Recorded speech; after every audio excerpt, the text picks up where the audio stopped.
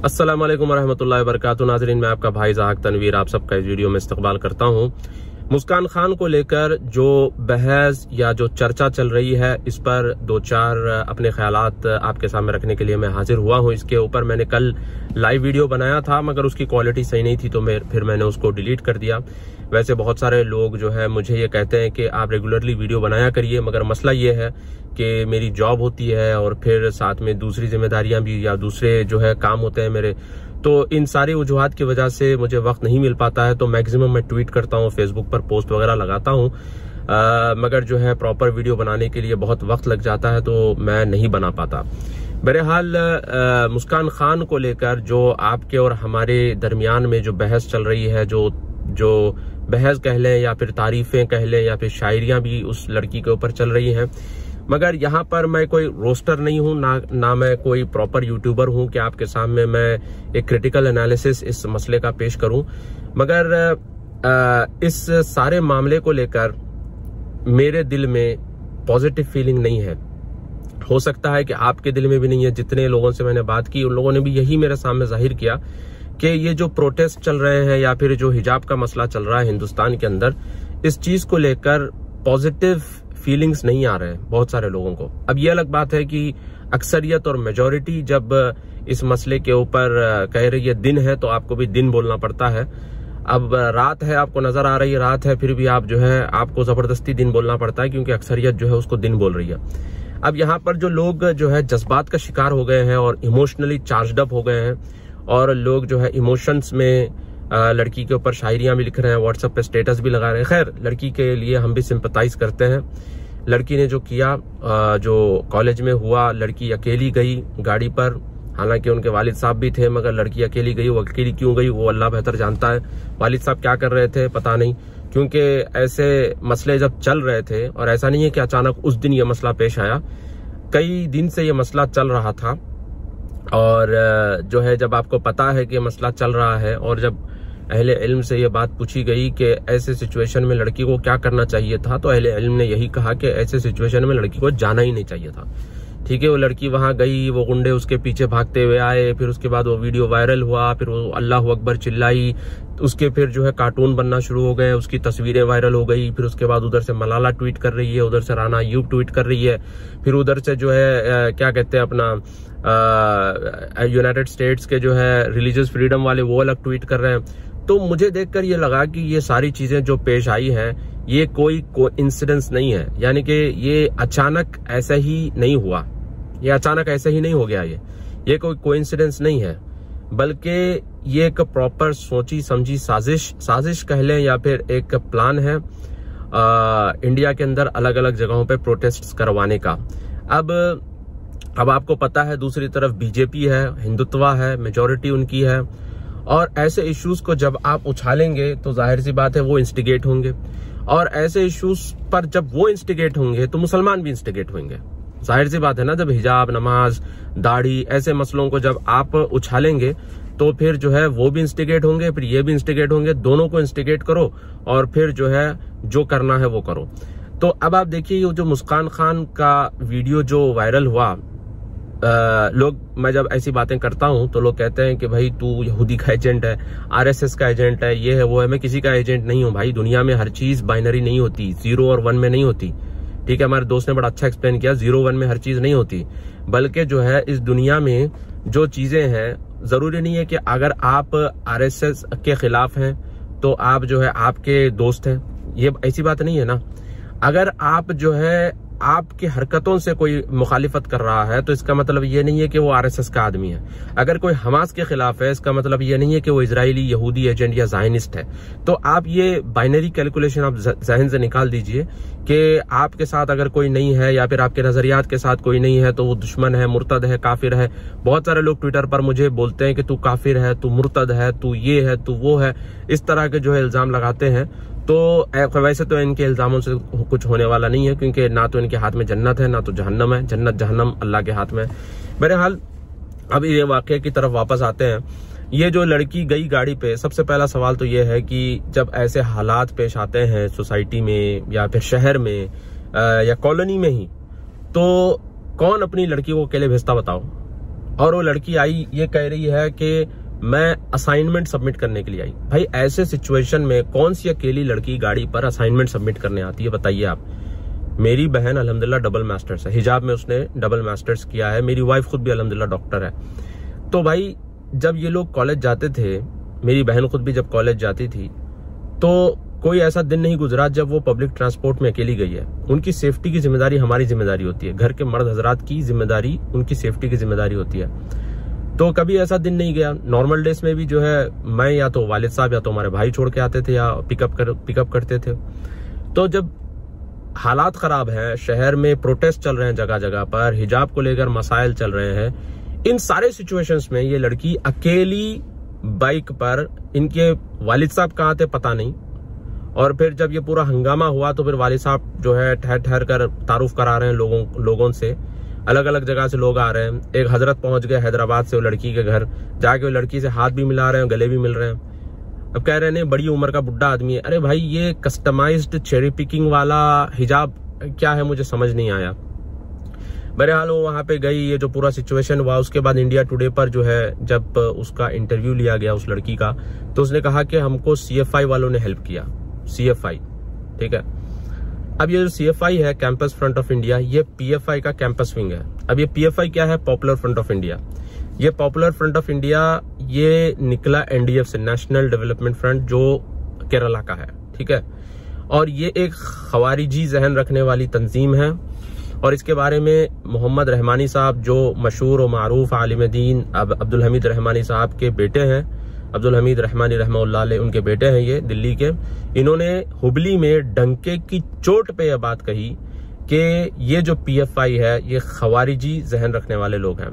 फिर मैंने भी उसके बारे में थोड़ा सा इधर उधर पढ़ा, फिर इन्वेस्टिगेट करने की कोशिश की, तो PFI के चेयरमैन का स्टेटमेंट मुझे मिला, जिसमें PFI के चेयरमैन ने खुद ये बात कही कि हम जो है हमास मॉडल को फॉलो करते हैं। हमास का जो मॉडल है फलस्तीन में, द सो कॉल्ड जिहादी ऑर्गेनाइजेशन, इसका हम जो है मॉडल फॉलो करते हैं। हम तबलीगी जमात या सलफी मेथोडोलॉजी को फॉलो नहीं करते। उन्होंने क्लियर कट ये बात कही। मगर अफसोस के साथ कहना पड़ता है कि बहुत सारे लोग जो है इनसे मुतासिर हैं और समझ रहे हैं कि ये बड़ा जो है ना दीन का और जो है मुसलमानों के लिए काम कर रहे हैं। देखिए इनको क्या कहते हैं, इनको असल में कहते हैं वल्चर एक्टिविस्ट्स, ठीक है। वल्चर एक्टिविज्म एक वर्ड है, आप याद रखिए इस चीज को।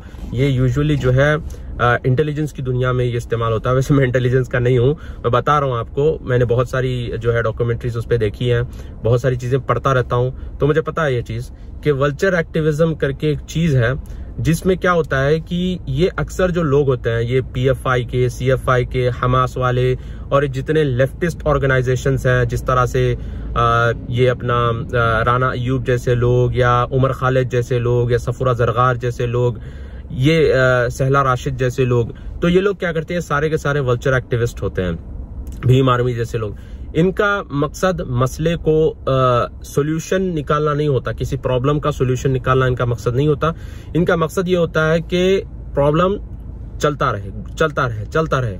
तो इसमें क्या होता है कि इनकी रोजी रोटी चलती है और फिर इनका एक्टिविज्म भी चलता रहता है। अब राना अयूब के ऊपर जब ये ईडी वालों ने रेड किया तो मुझे बड़ी खुशी हुई, अच्छा किया भाई, ऐसे लोगों को अंदर ही होना चाहिए। जब ईडी वालों ने रेड किया तो राना अयूब के पास से 1.77 करोड़ के जो उसके एसेट्स थे उसको उन्होंने अटैच किया। अटैच यानी कि उसको ना ट्रांसफर कर सकती है ना विड्रॉ कर सकती है। इस तरह से ईडी वालों ने इन्वेस्टिगेशन पे उसको लगा दिया। करोड़ों का पैसा उसके पास से निकला, राना अयूब के पास से। अब उसने जो ट्वीट किया था यमन के ऊपर, आपको याद है पिछले चंद दिनों में इसने ट्वीट किया था यमन के ऊपर। ट्वीट भी कैसा ट्वीट किया तो नीचे कमेंट्स का फंक्शन उसने डिसेबल कर दिया। और फिर ये लोग बात करते हैं आजादी की, बात करते हैं फ्रीडम ऑफ स्पीच की, बात करते हैं यानी लिबर्टी की, मगर ये लोग खुद इस तरह की हरकतें करते हैं कि दूसरा ओपिनियन ये सुनना पसंद नहीं करते। तो ये असल में पूरा पैसों का खेल होता है, इनको वल्चर एक्टिविस्ट कहते हैं। बहरहाल ये लोग जो है इन मसलों को चलाते रहना चाहते हैं ताकि ये मसले चलते रहे और फिर इनका एक्टिविज्म भी चलता रहे। अब जहां जहां मुस्लिम ब्रदरहुड आइडियोलॉजी यानी कि जमात इस्लामी की जो आइडियोलॉजी, अखवानुल मुस्लिमीन की जो आइडियोलॉजी, जहां जहां इन्होंने हाथ रखा वहां वहां मुसलमानों के हालात खराब हुए। देखिए आप फलस्तीन का मसला ले लीजिए, यहाँ पे हमास है, तो आज तक मसला खत्म नहीं हुआ क्योंकि ये मसला खत्म करना भी नहीं चाहते। किंग फहद जो सऊदी अरब के हैं, इन्होंने 1980s में फेस ट्रीटी के नाम से इन्होंने एक मुआहदा यानी कि पीस ट्रीटी इन्होंने इजराइल को दी थी। उसके बाद क्या हुआ, अरब पीस इनिशिएटिव के नाम से किंग अब्दुल्ला ने भी एक जो है पीस इनिशिएटिव इन्होंने दिया, और किंग सलमान ने भी इसको रिट्रेट किया, और मोहम्मद बिन सलमान ने भी ये बात बार बार रिट्रेट की कई इंटरव्यूज में कि हम इजराइल के साथ ताल्लुकात बनाना चाहते हैं, मगर हमारी शर्त है कि आप पहले अरब पीस इनिशिएटिव पे साइन करिए। मगर वो लोग भी साइन नहीं कर रहे हैं। क्यों? क्योंकि वो बता रहे हैं कि भाई ये हमास हमारे लिए थ्रेट है, ये थ्रेट है, ये थ्रेट है। तो अब फलस्तीन का मसला अगर आपको हल करना है तो सबसे पहले आपको हमास को अंदर करना पड़ेगा या फिर उनको साइडलाइन करना पड़ेगा। कश्मीर में भी आप जाकर देख लीजिए, यहाँ पर जमात इस्लामी इतना एक्टिव है जिसकी वजह से कश्मीर का मसला आज तक हल नहीं हुआ। ठीक है, हिंदुस्तान के भी हालात ये लोग खराब करने जा रहे हैं। जमात इस्लामी डायरेक्ट नहीं आती, ये बड़ी चालबाज जमात होती है, बड़ी चालू जमात है ये लोग जो है तकिया, जो हम अक्सर सुनते हैं ना कि शिया लोग तकिया करते हैं, शिया लोग तो बेचारे उनसे खतरनाक तकिया तो जमात इस्लामी वाले करते हैं। हर जमात के अंदर ये लोग घुसे हुए हैं, तबलीगी जमात के अंदर भी ये लोग घुसे हुए हैं, अहले हदीस के अंदर, अहले हदीसों के अंदर भी काफी इनकी जहनियत वाले लोग आपको मिलेंगे। उसके बाद आप देखिए बरेलवियों के अंदर भी आपको मिलेंगे। बहरहाल हर जगह ये घुसेंगे, बरेलवी के पास जाएंगे। अब देखिए एसडीपीआई जो है, पीएफआई का जो पॉलिटिकल विंग है, वो वहां चले गए अजमेर। ठीक है, पीएफआई वाले भी पहुंच गए अजमेर जाके जो है दस्तारबंदी क्या कहते हैं उसको, वो भी कर रहे हैं। अहले हदीस के पास आते हैं, इनकी जबान बात करते हैं, बरेलवी के पास जाते हैं, उनकी बात करते हैं, शिया के पास जाते हैं, उनकी बात करते हैं, और फिर देवबंदी के पास जाके उनके हिसाब की बात करते हैं। इनको असल में चाहिए लीडरशिप, इनको असल में चाहिए पावर, ये असल लीड करना चाहते हैं। ये लोग उम्मत में इत्तेहाद की बात करते हैं कि मुसलमानों को एकजुट होना चाहिए। ये उस वक्त तक इत्तेहाद की बात करेंगे जब तक लोग इनके ताबे नहीं रहेंगे। जब आप इनको चैलेंज करिए, इनके आइडियोलॉजी को चैलेंज करिए, इनके नजरियात को चैलेंज करिए, इनकी किताबों को चैलेंज करिए, इनके पीरों को चैलेंज करिए, जो इनके पीर है मौदूदी और फिर कुतुब बन्ना, इनको आप चैलेंज करिए, आप फिर देखिए इनका असली रंग, और ये जो इत्तेहाद की बात करते हैं, यूनिटी की बात करते हैं, पूरा इनका असली रंग निकल के आएगा। बहरहाल मैं पॉइंट ये बताना चाह रहा हूं कि ये लोग जहां जहां इन्होंने हाथ रखा है, जहां जहां ये लोग घुसे, मुसलमानों का भला नहीं हुआ, उल्टा नुकसान हुआ। मसर, इजिप्ट की मिसाल ले लीजिए आप। यहाँ पे सीसी आने के बाद सीसी ने सबसे पहला काम ये किया, मुस्लिम ब्रदरहुड को बैन किया। भाई जब तक ये लोग रहेंगे मसले हल नहीं होंगे, तो सीधे बैन, खलास। उनके लोगों को पकड़ के अंदर डाला, इनके लिटरेचर को निकाल के फेंक दिया। अल्हम्दुलिल्लाह अब देखिए इजिप्ट का इंफ्रास्ट्रक्चर काफी तरक्की कर रहा है, इजिप्ट में डेवलपमेंट हो रहा है, इजिप्ट की जो इकोनॉमी है वो आगे जा रही है। ठीक है, इसी तरह से आप एक और चीज मैं आपको बताता हूं, अपना मोरक्को में भी इनको आउट किया गया। टूनिशिया में, असल में शुरुआत इनकी टूनिशिया से ही हुई थी, टूनिशिया में इनको आउट किया गया। फिर उसके बाद सऊदी अरब में इनको बैन किया गया। उसके बाद इनका पूरा लिटरेचर निकाल कर फेंक दिया गया सऊदी अरब से, और सऊदी अरब में बहुत स्ट्रिक्ट इनके ऊपर कार्रवाई की जा रही है। और इस तरह से यूएई में इनको बैन किया गया। जहां जहां ये लोग बैन हुए हैं वहां पर अल्हम्दुलिल्लाह मुसलमानों के हालात सुधरे हैं। जहां जहां ये रहे हैं मुसलमानों के हालात खराब हुए हैं। ठीक है, तो अगर आप चाहते हैं कि हिंदुस्तान के मुसलमानों के हालात सुधरे तो उनको आउट करना पड़ेगा। और ये पूरे हिजाब के पीछे जो जहां जहां प्रोटेस्ट चल रहे हैं हिंदुस्तान में, ये लेफ्ट विंग वाले, ये कम्युनिस्ट लोग, और कम्युनिस्टों को भाई समझ नहीं आता मुझे, कम्युनिस्ट तो अल्लाह पे ईमान ही नहीं रखते वो लोग।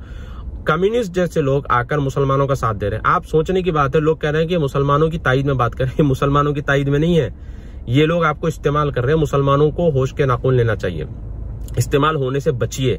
मुसलमान इस्तेमाल नहीं होता। अल्लाह के रसूल सल्लल्लाहु अलैहि वसल्लम ने फरमाया कि मुसलमान को अल्लाह ने फिरासत दी है। भाई एक दूरंदेशी, एक फिरासत आपके अंदर होना चाहिए। ऐसा नहीं कि कोई भी आ रहा है आपको इस्तेमाल करके निकल रहा है, कोई भी आ रहा है आपको इस्तेमाल करके निकल रहा है, कोई हिजाब का मसला लेकर आपको इस्तेमाल कर रहा है, कोई नमाज का मसला लेकर आपको इस्तेमाल कर रहा है, कोई जो है कि दाढ़ी का मसला लेकर आपको इस्तेमाल कर रहा है। और आप जो है बुखला भी जाते हैं, आप गुस्से में भी आ जाते हैं। वो कहते हैं आप प्रोटेस्ट करो उनके साथ, आप निकल भी जाते हैं उनके साथ प्रोटेस्ट करने के लिए। तो बहरहाल बताना ये चाह रहा हूं कि ये जितने सूडो इंटेलेक्चुअल्स हैं, ट्विटर पर जाके देखे रात भर बैठकर जो है ये ट्विटर स्पेसेस पे बात करते रहते हैं। लड़कियां भी रहती हैं, बात 12-12, 1-1, 2-2 बजे रातों में बैठकर आई थिंक बात करते रहते हैं। ये सारे सूडो इंटेलेक्चुअल्स होते हैं।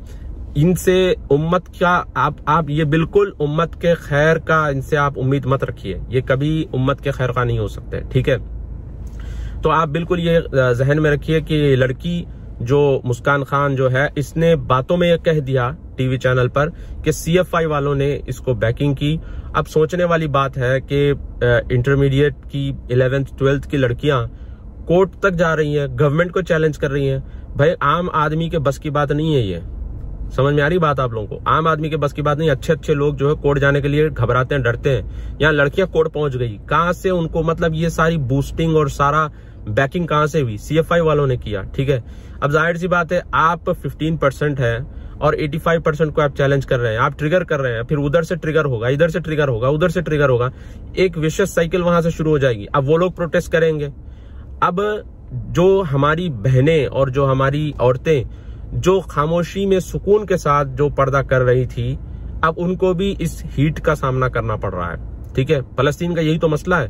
फलस्तीन में जो बेचारे मासूम फलस्तीनी लोग हैं वो हमास के ये गंदे वल्चर एक्टिविज्म का शिकार हो जाते हैं और भुगतते वो हैं, ठीक है। कश्मीर का भी यही हाल है। कश्मीरी माशाल्लाह बहुत संजीदा, बिल्कुल नरम मिजाज, उनको एम्प्लॉयमेंट चाहिए, उनको जॉब्स चाहिए। बहुत सारे कश्मीरी हजरात जो है मुझे पेज पर मैसेज करके कहते हैं भाई कोई जॉब है तो बता देना।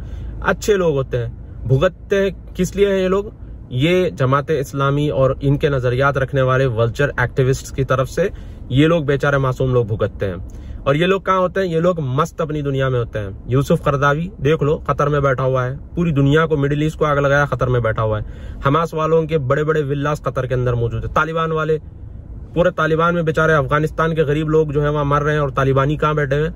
खतर के अंदर इनके विल्लास हैं। तो बताना ये चाह रहा हूं मैं आप लोगों को, पॉइंट यहाँ पर ये है कि ये लोग जो है आपके इश्यूज, इनके लिए ब्रेड एंड बटर है, ठीक है। ये कभी आपके इश्यूज को सॉल्व करना नहीं चाहते और होने भी नहीं देंगे। अगर आप, चलिए आप सोच लें कि भाई एक स्ट्रेटेजिकली आप इसको सॉल्व करने जा रहे हैं, तो भी आपको होने नहीं देंगे, करने ही नहीं देंगे। आपको प्रोटेस्ट कर देंगे, हंगामा कर देंगे, आपके बारे में उड़ा देंगे कि भाई ये जो है RSS से मिला हुआ है, ये BJP से मिला हुआ है, आपके बारे में उड़ा देंगे कि ये यहूदी का एजेंट है, ये जो है ना इजरायली है, ये ज़ायनिस्ट है। इस तरह से आपके बारे में उड़ा देंगे। इनका मीडिया तो इनके हाथ में है, लेफ्ट मीडिया तो काफी पावरफुल है, तो ये सब मिलकर आपका काम कर देंगे, ठीक है। तो ये इश्यूज को सॉल्व करने ही नहीं देंगे। तो अब अच्छा, एक और चीज आप गौर करिए, यहाँ पर बहुत सारे ऐसे इश्यूज हैं हमारे जो अल्हम्दुलिल्लाह साइलेंटली सॉल्व हो सकते हैं। मैं मिसाल देता हूँ आपको। मैं इंडिया में एक बहुत बड़ी IT जॉइंट में काम करता था, हमारा बहुत बड़ा कैंपस था वहां पर अल्हम्दुलिल्लाह। तो नमाज जो है, हम लोग जो फायर एग्जिट होता है वहां पर अक्सर हम लोग वहीं जाके नमाज पढ़ते थे। हम 2-3 थे मुसलमान, 2-3 ऐसे भी हमारे साथ मुसलमान थे जो नमाज पढ़ते ही नहीं थे, तो वो भी हमारे साथ आ जाते थे। जब उनको बोलते थे चलो भाई नमाज पढ़ने, तो पढ़ने आ जाते थे। चलो भाई जा रहे हैं तो हम भी पढ़ लेते हैं जाकर। अब हम पढ़ के निकलते तो लड़कियां वहां पर आ जाती थी। अब एक साहब आए, आने के बाद उन्होंने कहा कि अरे हम तो यहाँ क्यों पढ़ रहे हैं भाई, हमारा तो राइट है, हमको जो है प्रॉपरली मीटिंग रूम मिलना चाहिए। नई मीटिंग रूम के लिए हम लोग जाके बात करते हैं 4 से। अब उनको थोड़ा सा एक्टिविज्म करना था, पता नहीं वो अपनी जमात में क्या दिखाना चाह रहे थे, जो भी जमात के थे उनको पता नहीं क्या दिखाना था कि मैं जो है यहाँ के मुसलमानों का रिप्रेजेंटेटिव हूँ, मैं इनकी नुमाइंदगी करता हूँ, ये करता हूँ, फला करता हूँ। तो बहरहाल वो साहब ने क्या किया, वो साहब ने कहा कि चलो HR से बात करते हैं। अब हम लोगों को थोड़ा सा लग रहा था भाई हम लोग जब प्रैक्टिस कर रहे हैं सुकून से, अल्हम्दुलिल्लाह नमाज पढ़ रहे हैं, कोई मसला नहीं है। अब मीटिंग रूम जब बुक करेंगे तो जाहिर सी बात है सब वजू करके एक के बाद एक रूम में घुसेंगे, दिखेगा सबको, भाई ये नोटिस होने वाली चीज क्यों करना है हमको। तो वो साहब ने कहा नहीं हमारा राइट है, वेस्ट में देख लीजिए वो वहां की कंपनियों में वजू खाने तक बना के देते हैं, हमारे पास क्या नमाज भी नहीं पढ़ सकते क्या हम, ऐसा नहीं हो सकता, चलो बात करते हैं। HR के पास गए। अब वो जब जा रहे थे, अब ऐसा नहीं हो सकता, ऐसा तो नहीं हो सकता कि हम ये बोलेंगे कि मैं आपके साथ नहीं आना चाहता। अब सब जा रहे हैं तो उनके साथ भी जाना पड़ता है। जब उनके साथ गए, जाने के बाद जो है HR से बात की तो HR ने बोला कि सॉरी, साइलेंट अच्छे हंसते हुए बोला कि नहीं सॉरी हम आपको इस तरह से रूम नहीं दे सकते, मीटिंग रूम मुश्किल हो जाती है इस तरह से। तो उन्होंने बोला नहीं ऐसा कैसा हो सकता है, ये हमारा राइट है, वो है, फला है। उसके बाद जो है फिर उसके बाद हायर मैनेजमेंट के पास गए, हायर मैनेजमेंट ने भी पोलाइटली बोल दिया कि नहीं कर सकते। उसके बाद फिर बात की उनसे, तो उन्होंने फिर ये बोला कि भाई देखिए आप पूछते हैं तो फिर दूसरी कम्युनिटी से, जैसे हिंदू कम्युनिटी है, ये लोग भी आएंगे बोलेंगे पूजा करने के रूम दे दो। क्रिश्चियन कम्युनिटी है, ये लोग भी करते हैं, क्योंकि क्रिश्चियंस तो करते हैं, वैसे गिटार विटार लेके बैठते थे, हमको याद है अच्छा। तो क्रिश्चियंस भी फिर आकर बैठेंगे। असल में यह है कि हर कम्युनिटी वालों ने अपने अपने हिसाब से पूछ लिया था और वो कर रहे थे काम खामोशी से, मगर हमने बोला कि नहीं मीटिंग रूम चाहिए, मीटिंग रूम चाहिए। तो अब उन लोगों ने वो थोड़ा सा यानी एग्रेसिव होना शुरू हो गया, उनको चिड़ होने लग गई हम लोगों से। अब जो चीज हम खामोशी से कर रहे थे, नमाज जो है पढ़ रहे थे, वैसे उनको पता था। उन लोगों ने हमको बोला भी कि आप लोग वहां नमाज पढ़ते हैं, हमको कोई दिक्कत नहीं है, कोई परेशानी नहीं है, पढ़ लो वहां पर। अब आप मीटिंग रूम में पूछ रहे हैं तो बहुत मसला हो जाएगा। तो अब ये साहब जो है रुके नहीं वहां पे, इनको मेल कर रहे हैं, उनको मेल कर रहे हैं, खामखा के मामला पूरा बिगड़ गया। और हमारा जो स्टेटस मैनेजमेंट की नजर में था, ऐसे हम लगना शुरू हो गए कि हर मामले में हम शरारत करते हैं, हर मामले में हम जिद करते हैं, हर मामले में अड़के बैठ जाते हैं। सब जो है एक तरफ है, पूरी दुनिया एक तरफ है, हम जो है एक अपनी जिद लेके बैठे हुए हैं, अपनी अना और अपना एक ले लेके बैठे हुए हैं। एक अजीब मसला वहां पे खड़ा हो गया। तो इस वाकये से मैं आप लोगों को ये बताना चाह रहा हूं कि बहुत सारे ऐसे हमारे जो इश्यूज हैं, इसको हम साइलेंटली और सॉफ्टली डील कर सकते हैं, ठीक है। मगर मसला ये है कि हमारी जितनी जमातें और हमारे जो लीडर्स होते हैं मुसलमानों के, इनको भी कौम को दिखाना पड़ता है कि हम भी चैलेंजिंग वे में बात करते हैं। अब जाहिर सी बात है कि ये सॉफ्ट जाके बात करेंगे, हंस बोल के बात करेंगे, तो फिर वोट कहां से मिलेंगे? एक तो वोट नहीं मिलेंगे, दूसरा ये कि कौम फिर इनको कहेगी कि भैया ये ढीला आदमी है, एकदम जो है ना ठंडा आदमी है। अब इनको भी दिखाना पड़ता है ये, तो लामहला कौम के खातिर, लोगों के खातिर ये लोग भी जो है ना बढ़ चढ़ के कुछ भी बोल देंगे। भाई आप हैं माइनॉरिटी में है अल्हम्दुलिल्लाह, दूसरी माइनॉरिटीज भी हमारे साथ हैं, ऐसा नहीं है कि हम सिर्फ मुसलमान माइनॉरिटी हैं, दूसरी माइनॉरिटीज भी साथ में रह रही है। क्रिश्चियन माइनॉरिटी है, सिख माइनॉरिटी है, जैन माइनॉरिटी है, काफी दूसरी माइनॉरिटीज भी है, मगर उनको प्रॉब्लम नहीं हो रहा है। हमसे क्यों प्रॉब्लम हो रहा है भाई मेजोरिटी को? अब ये अफसोस के साथ या फिर अनफॉर्चुनेट सिचुएशन है। मैं ये नहीं बता रहा हूं कि हमारी सारी गलती है, ऐसी बात नहीं है। मैं ये बताना चाह रहा हूं कि हमारे पास स्ट्रेटेजिकल लीडर्स नहीं है। देखिए रसूलुल्लाह सल्लल्लाहु अलैहि वसल्लम के बारे में हमको जो इमेज बताया गया, हमारे मौलवी हजरात जो हमको इमेज बताए हैं, गज़वात, फुतूहात, यही बताए हैं कि इन्वेजन्स हुए थे और जो है ना इस तरह से मुसलमान चले जाते थे और अटैक करते थे, ये होता था, वो होता था। मगर कभी हमको ये नहीं बताया कि अल्लाह के रसूल सल्लल्लाहु अलैहि वसल्लम आर्ट ऑफ पीस कैसा था, पीस ट्रीटीज कैसे करते थे, तो बताया ही नहीं हमको। यहूदी जिसके बारे में अल्लाह ने कुरान में कहा कि मुशरिक के बाद सबसे ज्यादा नफरत यहूदी करते हैं, ये लोग भी रसूलुल्लाह सल्लल्लाहु अलैहि वसल्लम के साथ उहद की जंग में आपके फौज में शरीक हैं। बताओ, मुखैरिख जिसके बारे में आता है, मुखैरिख यहूदी रबाई थे, रसूलुल्लाह सल्लल्लाहु अलैहि वसल्लम के साथ खड़े हैं, और जो सहाबा शहीद हुए उसमें से एक मुखैरिख भी थे जो यहूदी रबाई थे, इसके साथ कुछ और यहूदी भी मरे हैं। तो मैं बताना ही चाह रहा हूं आप लोगों से कि एक कम्युनिटी जिसके बारे में बताया गया कि ये जो है शिद्दत भरे लोग हैं, फिर भी रसूलुल्लाह सल्लल्लाहु अलैहि वसल्लम के साथ आके खड़े हैं। क्योंकि रसूलुल्लाह सल्लल्लाहु अलैहि वसल्लम की जो आर्ट ऑफ पीस थी, ये रसूलुल्लाह सल्लल्लाहु अलैहि वसल्लम के पास जबरदस्त थी। इसके ऊपर हम लोगों को बताया ही नहीं गया। अगर कोई बताता है तो बोलते हैं कि ये जो है ठंडा आदमी है, इसके पास जज्बा नहीं है, ये नहीं है, वो नहीं है। मैं आपको बताता हूँ एक चीज, देखिए चाणक्य नीति का आपने नाम सुना होगा। चाणक्य नीति, लोग जो है चाणक्य नीति का नाम सुनते ही पिछड़ जाते हैं, हो सकता है कि इसके अंदर तंत्र मंत्र होगा। ऐसी बात नहीं है। चाणक्य नीति वैसे तो स्ट्रेटेजिकल बुक है, बिजनेस स्कूल्स में भी पढ़ाई जाती है और वॉर स्कूल्स में भी इसको पढ़ाया जाता है। चाणक्य नीति के बहुत सारे पॉइंट्स हैं, 6, 7, 8, 9 पॉइंट्स है, अच्छे पॉइंट्स है। तो आप देखिए कि किस तरह से स्ट्रेटेजिकल वो लोग काम करते हैं। इस तरह से आप आर्ट ऑफ वॉर करके सुनजू की बुक है, उसके अंदर भी ये सारी चीजें हैं कि किस तरह से आपको स्ट्रेटेजिकली अपने मसाइल को लेके चलना पड़ता है, और जब आप माइनॉरिटी में होते हैं तो आपको क्या करना है, और फिर जो है आपके सर्वाइवल को कैसे लेके चलना है। ठीक है, प्रिंस मैकियावेली करके एक जो है पॉलिटिकल एनालिस्ट था बहुत पुराने दौर में, इसने एक बुक लिखी थी, उसमें भी ये बात उसने बताई है कि first comes survival then comes ideology, कि पहले आपका सर्वाइवल है, उसके बाद आपकी आइडियोलॉजी आती है। इसका मतलब ये नहीं कि आप ईमान का सौदा कर लो, ये कर लो, वो कर लो, ये बात नहीं बता रहा हूं मैं। ठीक है, ये तो भाई हमारे जो लीडर होते हैं, हमारे जो रिप्रेजेंटेटिव्स होते हैं, हमारे जो हमको जो लीड करने वाले लोग हैं, अल्लाह ने उनको कुछ खास सलाहियत दी है, वो लोग इस चीज को समझेंगे और वो लोग इस चीज को लेके चलेंगे। कैसे जाके बात करना है, क्या बात करना है, किस लेवल से बात करना है, वो लोग बेहतर जानते हैं। मैं ये नहीं बोल रहा हूँ कि भाई आप ईमान का सौदा कर लो, मगर बहुत सारी चीजें ऐसी है, आपके फंडामेंटल्स, दीन के फंडामेंटल्स को अमल करते हुए भी आप जो है को एग्जिस्ट कर सकते हैं। यहूदी कम्युनिटी को देख लीजिए, वो भी दाढ़ी रखते हैं, उनकी औरतें भी हिजाब करती हैं, और जो है उनकी औरतें हिजाब तो भाई बुर्का तक पहनती हैं। ठीक है, जो खसीदिक ज्यूस हैं, इनका आप देख लीजिए, ये लोग जो है प्रॉपरली बुर्का करते हैं, और फिर कोशर इनका फूड होता है। कभी आपने देखा कि कोई इनको टारगेट करता है? लोग कहते हैं दुनिया में जो है काफिर के लिए जन्नत है। अबे भाई, दुनिया में काफिर के लिए जन्नत है तो उसकी चालाकी, उसकी केस स्टडी भी तो देखो, वो कैसे चालाकी के साथ जो है सर्वाइव कर रहा है। ठीक है, यहूदियों के पास भी अजीब गरीब किस्म की बातें वो लोग भी करते हैं, मगर कोई उनको उछालता नहीं है। क्यों नहीं उछालता? क्योंकि वो लोग जो है आज से नहीं, जमाने से ये लोग आउटरीच करते आए हैं, अलग अलग कम्युनिटीज के साथ ये लोग आउटरीच करते हैं, लॉबिंग करते हैं, उनके साथ उठते बैठते हैं। तो बहरहाल मैं बताना ये चाह रहा हूँ आप लोगों को कि हिजाब के मसले को लेकर अब जो मसाइल बिगड़ते जा रहे हैं।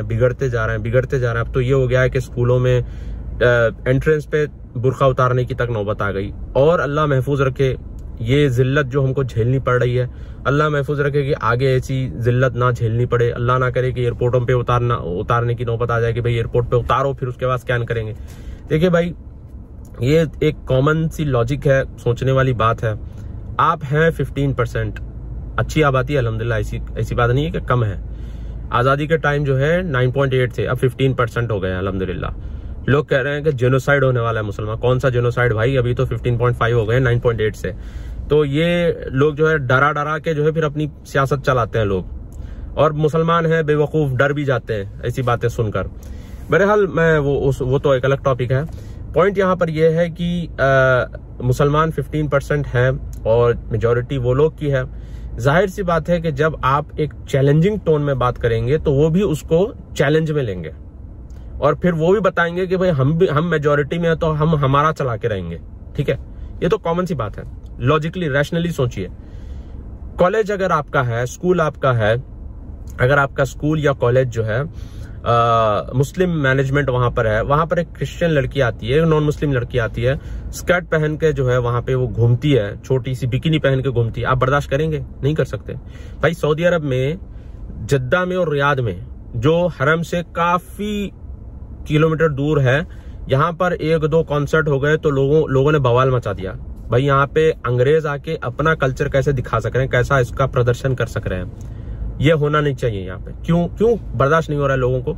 इसलिए बर्दाश्त नहीं हो रहा है, उनको लग रहा है कि ये हमारे कल्चर को किडनैप या हाईजैक कर रहे हैं। ये हमारी संस्कृति, हमारा कल्चर है, पर्दा, हिजाब, यहाँ पर अंग्रेज आकर कॉन्सर्ट कर रहे हैं, तो लोगों को गुस्सा आ रहा है। तो ये मेंटालिटी, ये लॉजिक आप समझने की कोशिश करिए कि similar kind of thought process उनका भी है, क्योंकि वो भी इंसान है, वो सुपर नेचुरल ह्यूमन बींग्स नहीं है, या फिर वो जो है आसमान से उतरे हुए कोई अलग कौम नहीं है। वो भी आपकी तरह, हमारी तरह इंसान है। वो भी इसी तरह से सोचते हैं कि हिंदुस्तान में हम, अखंड भारत में हम हजारों सालों से रहते आए हैं, अब ये मुसलमान जो है हमको थ्रेटन कर रहे हैं और अपना कल्चर हमारे ऊपर जो है थोपने की कोशिश कर रहे हैं। वो उसको फिर चैलेंज लेंगे।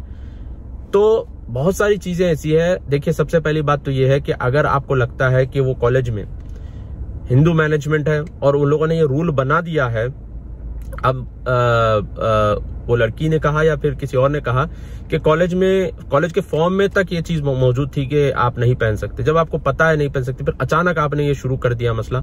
चलो, आपको लग रहा है कि भाई ये लोग पहनने नहीं दे रहे हैं, तो आप जो है इसका ऑल्टरनेट निकालिए, मैनेजमेंट से बात करिए, वेलफेयर डिपार्टमेंट होता है। आप जो है साइलेंटली, सॉफ्टली, कॉन्स्टिट्यूशन को मद्देनजर रखते हुए खामोशी के साथ आप जो है इस मसले को हल करिए। नहीं, लोग नहीं करते। क्यों नहीं करते? देखिए, आप जब आप वाकई में मुसलमानों के लिए, कौम के लिए कुछ भला करना चाहते हैं, तो आप अजर की नीयत अल्लाह से रख के खामोशी के साथ काम करिए।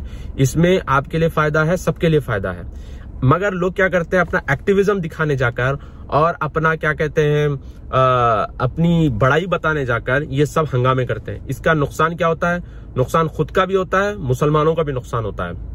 ठीक है, हसन अल बसरी रहमतुल्लाह अलैह से लोगों ने पूछा था, उन्होंने कहा था कि तुम लोग जो है ना, हाकिम के मामले में, रूलर के मामले में जल्दबाजी करते हो, इसलिए और अगर तुम सबर करते तो अल्लाह ताला तुम्हारे मसाइल हल कर देता। क्या बोला हसन अल बसरी रहमतुल्लाह अलैह ने? उन्होंने कहा कि अगर तुम सबर करते हाकिम के मामले में तो अल्लाह तुम्हारे मसाइल को हल कर देता, मगर तुम जल्दबाजी करके तलवार उठा लेते हो तो अल्लाह तुमको तलवार के हवाले कर देता है। कितनी बड़ी बात कही उन्होंने। इसीलिए जो क्लासिकल स्कॉलर्स हैं मुसलमानों के, खासतौर पे सऊदी अरब के भी, जो किबार जिसको कहा जाता है, जिनको सारी दुनिया मानती है, ये लोग यही बोलते हैं कि प्रोटेस्ट भाई मत करिए, प्रोटेस्ट में खैर नहीं है, प्रोटेस्ट, डिमोन्स्ट्रेशंस, इस चीज में खैर नहीं है, बिल्कुल नहीं है खैर। अब देखिए, आपके सामने एग्जाम्पल्स मौजूद है, सीरिया, मिस्र का एग्जाम्पल आपके सामने। अब आप इस मॉडल को फॉलो करने जाएंगे तो भाई देखिए, नुकसान के अलावा फायदा तो होने वाला नहीं है आपको। ये बात आप लिख के रख लीजिए। अच्छा, हसन अल बसरी से याद आया कि हसन अल बसरी के पास जो है बाद लोगों ने आके सवाल किया कि जो खवारिज लोग हैं ये जबरदस्त जो है मुकाबला कर रहे हैं हाकिम से। तो हसन अल बसरी ने कहा कि ये असल में माल के लिए मुकाबला कर रहे हैं। किसके लिए? माल के लिए, पैसे के लिए मुकाबला कर रहे हैं। तो लोगों ने बोला कि भाई जाहिरन तो हमको ऐसे नजर आ रहा है कि ये मुसलमानों के हक के लिए लड़ रहे हैं, ये जब तक लड़ रहे हैं हाकिम से, जब तक इनकी जो ढाल है, इनकी तलवार है, टूट नहीं जाती, यानी मरे दम तक ये लोग लड़ रहे हैं। तो हसन अल बसरी रहमतुल्लाह अलैह ने उनसे सवाल किया, क्या तुम्हारा हाकिम तुमको नमाज पढ़ने से रोकता है, इबादत करने से रोकता है?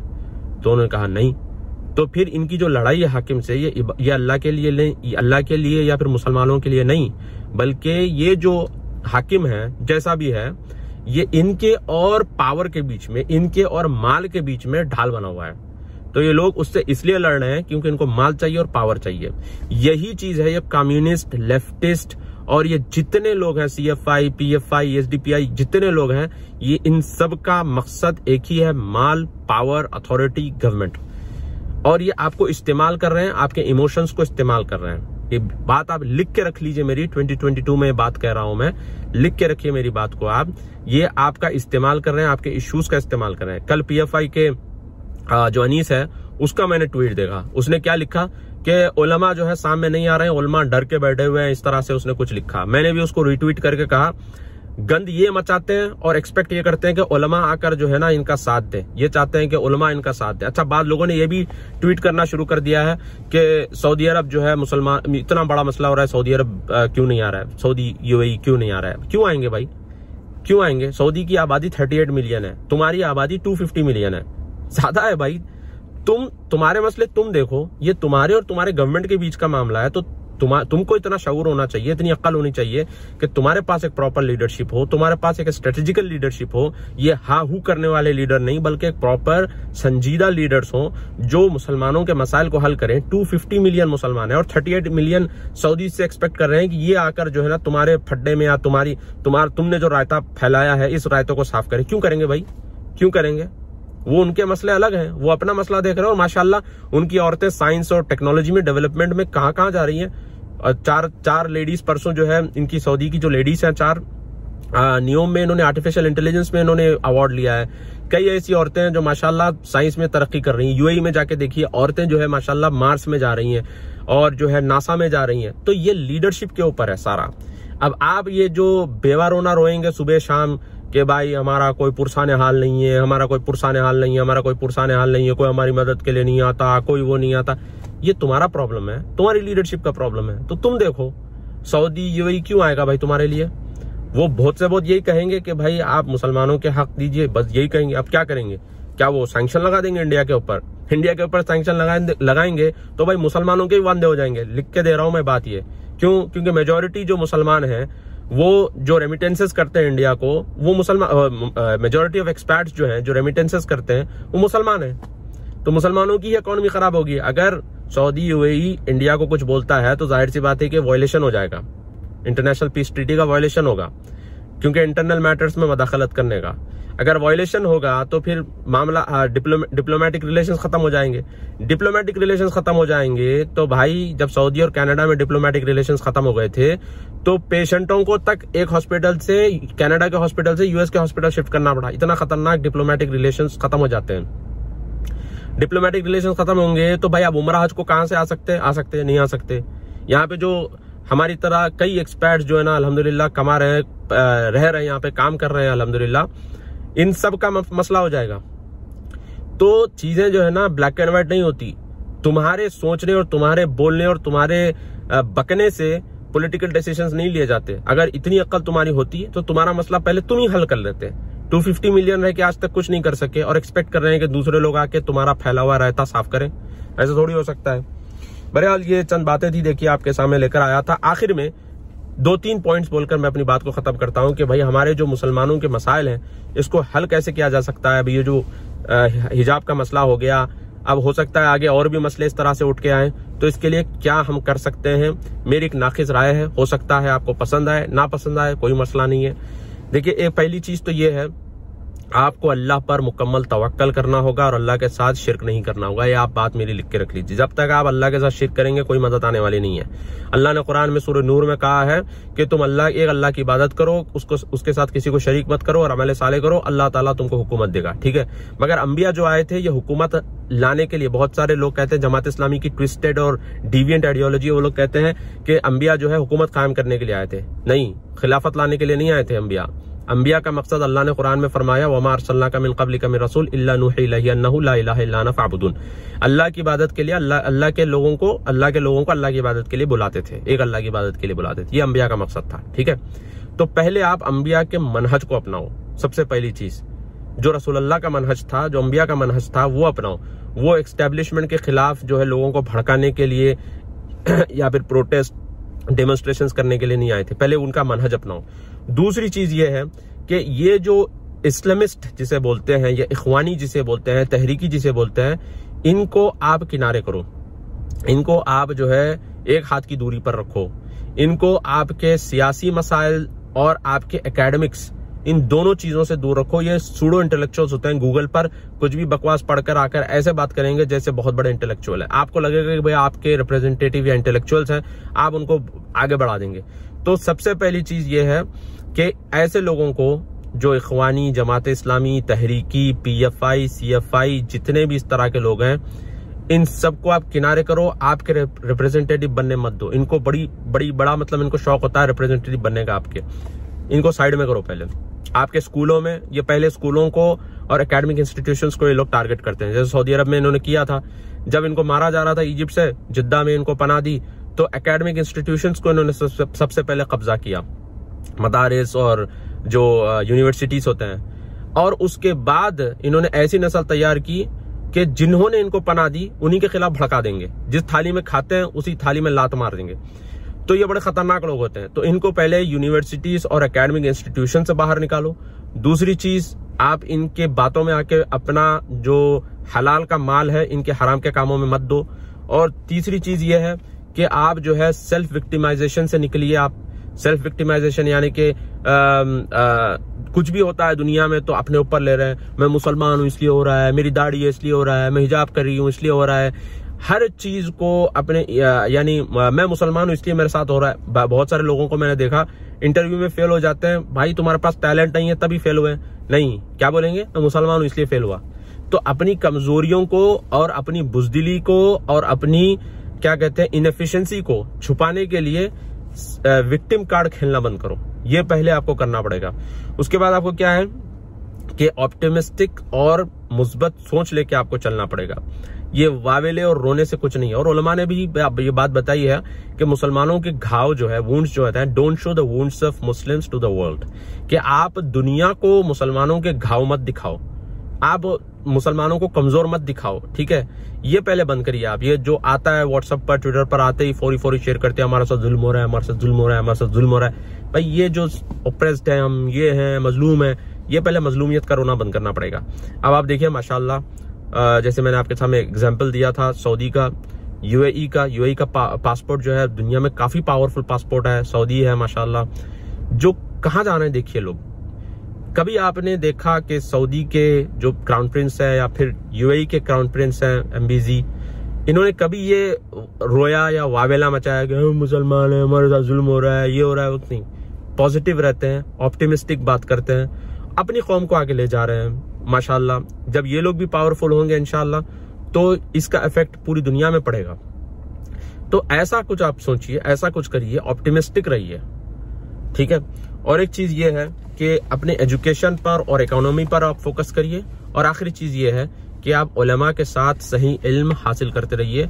अगर आप ये करेंगे, अब यही तो चीज है जो इखवानियों को खटकती है, तहरीकियों को और जमात इस्लामी को खटकती है। जमात इस्लामी और तहरीकियों का सबसे पहला अटैक जो होता है वो जो है उलमा के ऊपर ही होता है। उलमा के बारे में कहेंगे उलमा बिके हुए हैं, उलमा चोर है, उलमा हुकूमत के हैं, उलमा गद्दार हैं, उलमा को करंट अफेयर्स पता नहीं होते। इस तरह से सबसे पहले लोग क्या करेंगे, उलमा के ऊपर जो है स्पेकुलेशंस उठाएंगे। क्यों उठाएंगे भाई? क्योंकि आप जब उलमा से कट जाओगे तो फिर आप भालू बन जाओगे। आप जब भालू बन जाओगे तो आपको जैसे नचाना है ये लोग वैसे नचाएंगे। ठीक है, जैसे नचाना है ये लोग वैसे आपको नचाएंगे।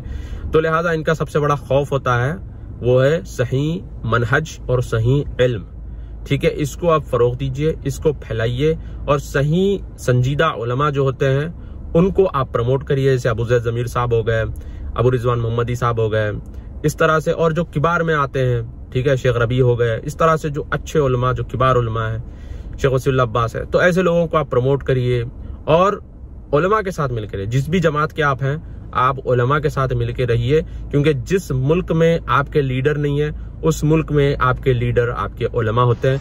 इसी बात से मैं अपनी बात को खत्म करता हूँ। अस्सलामु अलैकुम व रहमतुल्लाहि व बरकातुहू।